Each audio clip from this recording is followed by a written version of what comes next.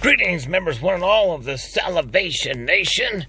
Well, a package that was supposed to get here 4 days ago, maybe 5 now at this time, finally has arrived. And most of you have already posted videos, well, that have ordered yours, that have channels here, have already posted videos and have seen. Some have had some issues, others, they look okay. So let's see what mine looks like. My guess is I'm going to probably have some issues too with this one here. I'm going to attempt to unbox this thing one-handed at a time. Very good. All right, let's see here. Now there is more than likely something. Yeah, we're going to pull out the paperwork here off to the side, and then we will get to the actual item itself. It is a first for the United States Mint. I'm glad to kind of put it in plastic here. Makes it a little easier to slide out here, but it is the American Liberty Silver Metal. The exciting part of this program, it's the first time the U.S. Mint has produced a metal with 2.5 ounces of silver in it. Boy, look at that. Already some damage from shipping. No wonder why it was lost. I was tracking this thing. It was heading in a different direction, and it surpassed me. So I don't know what's going on there, but I'm disappointed in the packing here. That's not good. They like these things to be pristine for what you pay for the premium for them. Let's see how the piece looks. There's the top of the box. There comes with a nice felt there. Certificate of authenticity is right there at the top. And very nice there. All right. And it's 3/9 fine silver. Diameter of 2 inches with 2.5 ounces of silver there. It's got a plain edge and the finish is matte. And some people have shown theirs with some dye polish marks, which the Mint has been doing with their America the Beautiful bullion pieces. And also the dye polish marks were on the 2015 American Liberty gold piece. And now it's on this, and it's not very popular. I don't know why they do that, but nonetheless, here on the certificate, the hair is a little embossed here, that one strip, and this is just a pure matte finish. So let's take a look here and discover what errors and what flaws will be on my particular piece here. Let's see. It's not very easy to open this with one hand. I'm going to do it with 2 hands. Alright, we've opened it up there. There is the... We're doing this in a car, by the way, because we're just too excited. Kind of wanted to see it and discover it, and kind of want to do the unboxing. So here it is, the metal itself. Very cool, nice size and weight. Look at that. It is hefty in the hand. And look, immediately there's a spot, a milk spot right there that you can see. Unfortunate. And on the cheek. But mine does tend to have sort of a, other than that milk spot, it does have a milky matte finish to it. Let's see here if we can kind of zoom in to get an idea of, you can sort of see the dye polish marks there along with milk spotting. Boy, the milk spotting is bad. I think mine is the first one I've seen with actual milk spots. That's kind of crazy. But, yeah. And there's a milk spot there, a milk spot there, and a big milk spot right there. Otherwise, the dye polish marks are really fine and to the point of being somewhat bearable. Of course, with the metal, it's a smooth edge. And here is the reverse of the piece. And, you know, considering that this is a metal, it's going to have a metal turn. So there's the eagle side, which I think is the better of the sides. It is high relief, not super high relief, but it is high relief nonetheless. But there it is.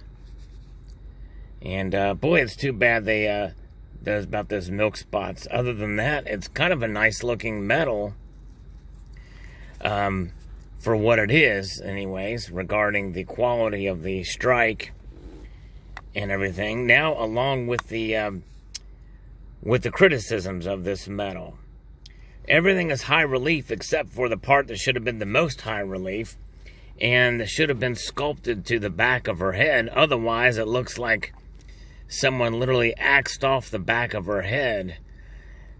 Joseph Mena sculpted this thing, and you would think that he would know. Look at that. You can see the difference there with the hair and that the rays coming out.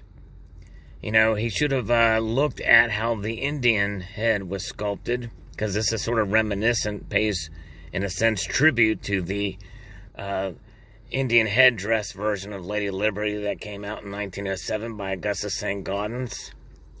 And this piece here has these rays coming out in very low relief, and not at all sculpted with the back of her head. I don't understand why they can make such an egregious error in interpreting that design.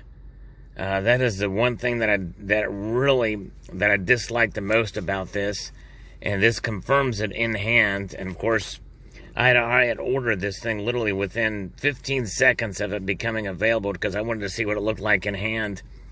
And as soon as I saw Anaya's video on this thing, I could see that that was very low relief. And even in the promotional video that the U.S. Mint put out about it, it looked to be, but I didn't think it was this low. I mean, those are literally right up against the thing. It looks like it's the anencephalic version of Lady Liberty. Now, other people mentioned the eye. The eye does tend to bulge a bit. But the other criticism I have of this side is not so much the facial features, but the fact that it is a very soft rendition. And when you're doing faces, you want to capture as much detail as possible in the skin and in the wrinkles that are in the skin, or the crevices and creases. And as you can see, everything is very, very soft looking here, which does not translate well in medallic sculpture. And it almost as if Daniel Carr had done this. Daniel Carr, for those who don't know, he runs the Moonlight Mint in Colorado, and he is a sculptor and engraver as well, and designer of coins. But when he does his faces, they're all very, very soft. Too soft. The Bessie Coleman dollar that he had done as a concept piece was probably one of the most glaring examples of it, but also his Amero pieces also had that very soft look to them. This is reminiscent of that and does not translate well. It's not unbearable. It is a pet peeve. Doesn't look great. And of course, the stars look awesome on it. I do like the concave nature of it. And in the reverse here, we have the eagle. Really, the only criticism I have of the eagle is the talon. But seeing it in hand here, it's not quite as bad as it looks in the renderings. So that is bearable. The eagle does look nice there. Now, I will close with this one statement about this. People have been posting in the comments when I've done videos about this, saying that, why didn't the U.S. Mint make this a coin? Well, the United States Mint largely has their hands tied when it comes to pieces like this. They cannot do coins, especially for some silver pieces, especially when the legislation specifically says that they have the option to do this or do that. They can make coins for this and not that. But they limit commemorative coins to 2 programs per year. And though this is not really considered part of a commemorative program, it is part of the American Liberty program, and I think by and large because of that, the only coin that they make for that would be the gold coin. And so there's no legislation that authorizes them to make a silver coin. So as is the case, because that is, you will never see a United States Mint metal have a reeded edge. It will always have a smooth edge there to it. But nonetheless, there it is. This is a 2.5 ounce. It is a hefty piece. Other than the criticism I had for it, it's a relatively attractive piece. Other than what I had talked about that I disliked about it.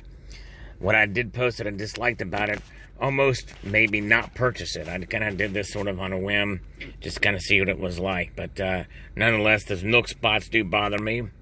Post your thoughts below about the American Liberty 2019 silver medal 2.5 ounce. I'd like to extend a multitude of gratitude, y'all, for watching. and encourage you to please rate, share, comment, and subscribe.